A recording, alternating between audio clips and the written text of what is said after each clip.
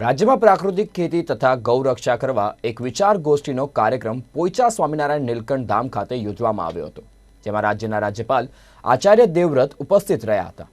કાર્યક્રમમાં રાષ્ટ્રીય કિસાન સંઘ અને રાજ્યભરના પ્રાકૃતિક સજીવ ખેતી કરતા ખેડૂતો સામે હાજર રહ્યા હતા। રાજ્યપાલ આચાર્ય દેવવ્રતે દરેક જિલ્લાના એક ગામને પ્રાકૃતિક કૃષિ આદર્શ ગામ તરીકે વિકસાવવા તથા આગામી વર્ષે ગૌ આધારિત પ્રાકૃતિક ખેતીને પ્રોત્સાહન આપવા રાજ્ય સરકાર 2 લાખ દેશી ઓલાદની ગાયો ખેડૂતોને આપવાની જાહેરાત કરી વિવિધ આયોજનોની જાહેરાત કરવામાં આવી હતી।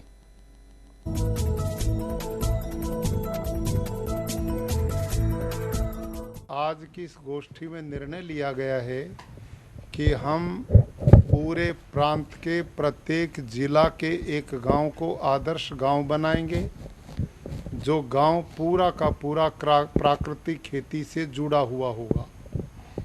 प्रदेश सरकार ने इस मिशन में पूरा सहयोग किया है।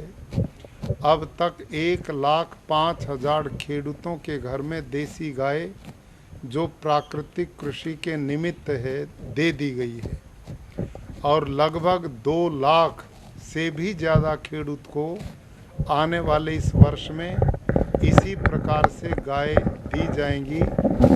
गाय के रख रखाव के लिए 900 रुपया मासिक सरकार वहन करेगी, ऐसा माननीय मुख्यमंत्री जी और कृषि विभाग का निर्णय हुआ है।